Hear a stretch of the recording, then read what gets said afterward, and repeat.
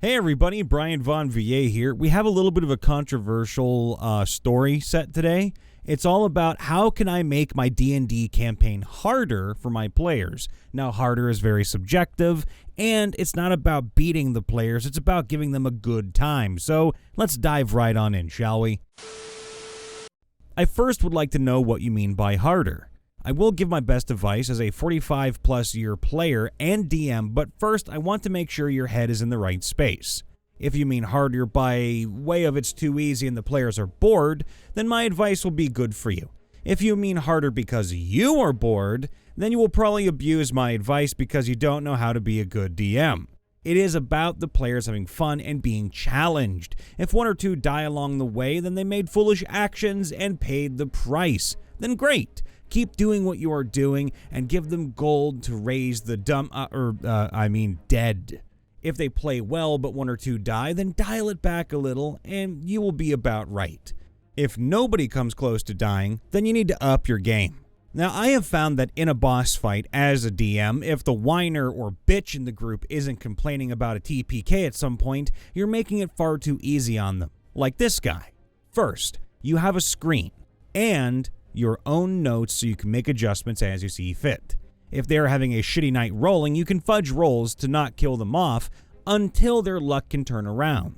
If you vastly underrated the party and they are swimming through the encounter, then add an ambush of better stat minions. I remember I gave one boss the legendary ability to call out for help, and a new batch of minions would just flood into the room like in the mines of Moria. The minions were not very powerful, but they were annoying and created a sea of pests between the party and the boss. The screams of certain party members of, "I'll handle this shit! Just kill him or find a way to shut him the f*** up, god damn it!" Second, you need minions and cannon fodder. Single boss fights are so hard to gauge and demand legendary saves and actions.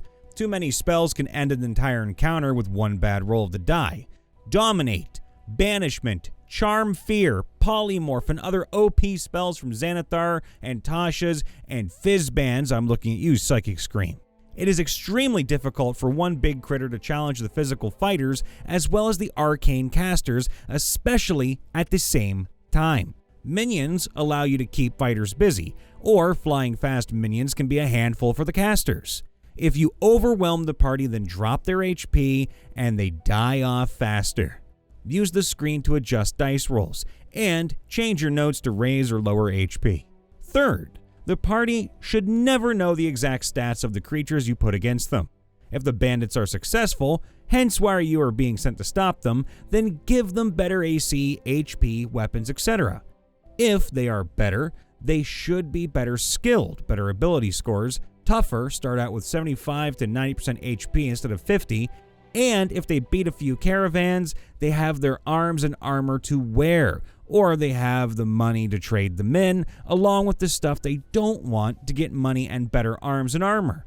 If I ever roll magic items the baddies can use, they do because they would. My players are very well versed at stripping the bodies because they usually wear half the treasure for the encounter. I also love changing things to make the metagamers pop a blood vessel. Change their weakness to something else. You encounter a different strain, Swamp X, Arctic X, Badlands X, different element X, whatever. But that's not what it says in the book. With that throbbing vein in their forehead. I have given heart attacks to PCs because the player had the monster manual open to the page of the creature. Allow them an easier victory, but only for creative thinking. One player used his strength to bear hug the monster and let everyone else beat the crap out of him with advantage. It was unselfish and kept the blade of arms of the creature in check. They needed the extra attacks to get past its tough, chitinous armor. Another group knew the group was waiting for them and used dusts of dryness into the ceiling to pour huge amounts of water on them. It only did moderate damage, but they also had to save to be swept along for 10 feet. This broke up the defensive stance, allowing the party to choose the matchups they wanted.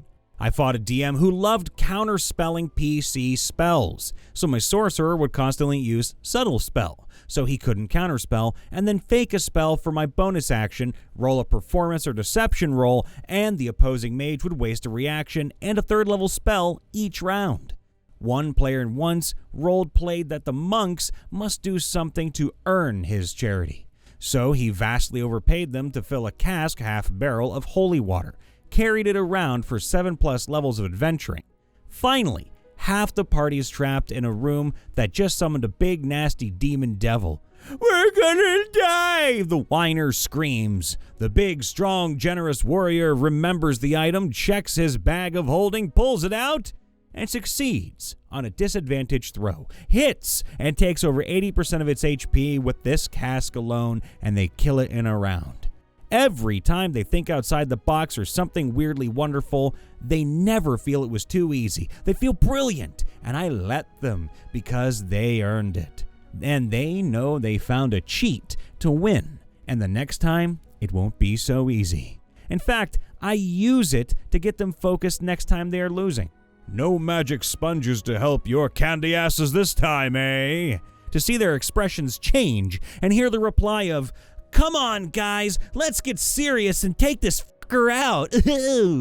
Have ambushes from behind at the start of combat that pisses them right off. Have 20 archers up on either side shooting from balconies or perches. Really piss them off and challenge them. Have traps in the floor between them and the baddies. They rush the other line only to drop in a pit trap or be shot from bolts coming out of the wall. Illusory terrain, so they run into invisible boulders. Poisoned weapons from poisoned scabbards for the first 1 or 2 hits. Fighter runs into a room, no reason to not believe, disadvantage save, now in a coma on the floor. Party has to fight to win and protect their former frontline protector. Meanwhile, he is in a one-on-one duel with a tough physical bad guy warrior in his mind for his own sanity. Party wins and they all live, fighter loses and gains a temporary insanity. Can go either way, or need temple and large donation to cleanse. The price could also be the next adventure done for the church. A nemesis is one of the greatest. Start at early levels that every other adventure they keep interfering with this gang mob organized group's business, stopping a B&E to their friend's shop, foiling a bank job, robbing the bank before the other guys, brawling in a tavern. They're your party's mark, etc. Even have the nemesis flirt with a party member. Neither know each other. They have sex, and in the morning, they go their separate ways. Works best on the horniest member of the party. Then the party starts occasionally running into them again, but less of random, more of competition, rivalry, or they're criminals who got away. They research and find they work for the nemesis. For the first time they fight, the nemesis has an escape plan, and despite losing easily, he gets away. Let him or her get away a second time, and you have a permanent plot hook. Because the rumor of a hint of a whispered maybe that an informant thinks they may have seen someone who might look like them will be more than enough for the party to get there as fast as their powers will take them. This bloodthirsty, vengeance-ridden blind spot is so easy to exploit. You can use it a dozen times before you actually have to give up the nemesis. I once kept it going further by the second in command getting away and keeping the caper going. Simple ideas. Don't rust CRs. Bump up the HP. Creature is more robust. Give them range weapons and can run to reset the ambush. Allow them to have feats too. If a creature would be a perfect opposition because of its resistance and immunities, but it's too weak or maybe it's OP, then create a weaker or tougher variant, but with the same features to challenge the party. If they never have seen it before, always play up how scary it is. Let them shit their pants before they know for sure. I hope this helps make the encounters more frustrating, fearful, fateful, and fulfilling.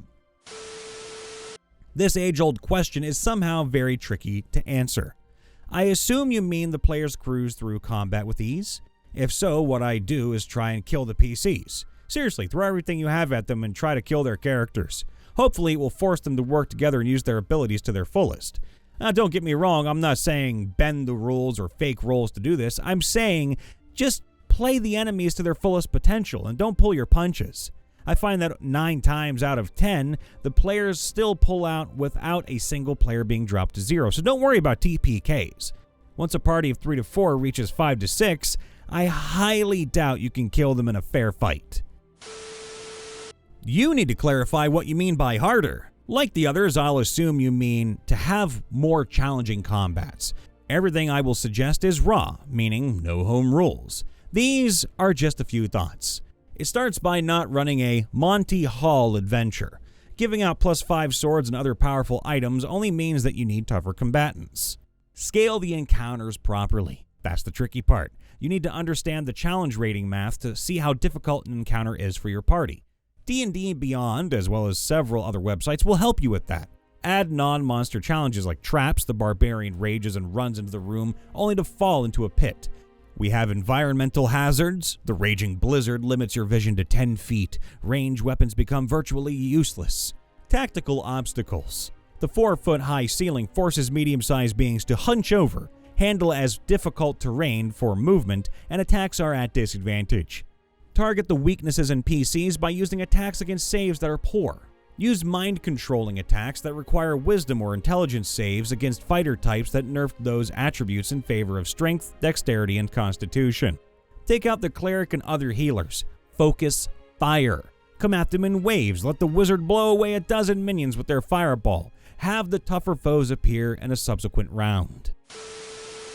I'm answering this question with one basic preconception: that you are a sentient individual. Now, you know what? That's a pretty big assumption right there, buddy. So, here's the biggest lesson new DMs need to learn. You, yes you, control the narrative. The players react to the narrative. This means that you can, at any time, change your narrative to suit the story.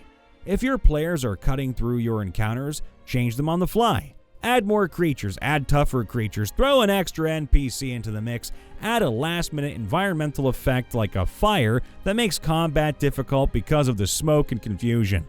The options are endless, and you should be able to find something that fits into your particular situation.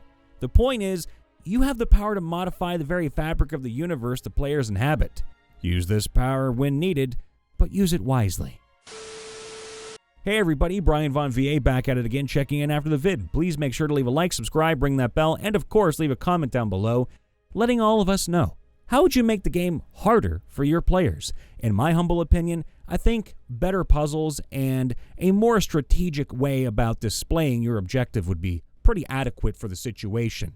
You don't want to constantly think about combat, PvP, and PvE. Instead, let's focus on how to make something more investigative. Let them really focus on a murder mystery, for example, or possibly figuring out something that just really isn't cut and dry, like, oh my god, there's an obvious clue to who the murderer is. No, there's no obvious clue. You actually have to talk to NPCs and figure out who did what, when, where, how, and why. All the love. We'll see you next time. Bye for now.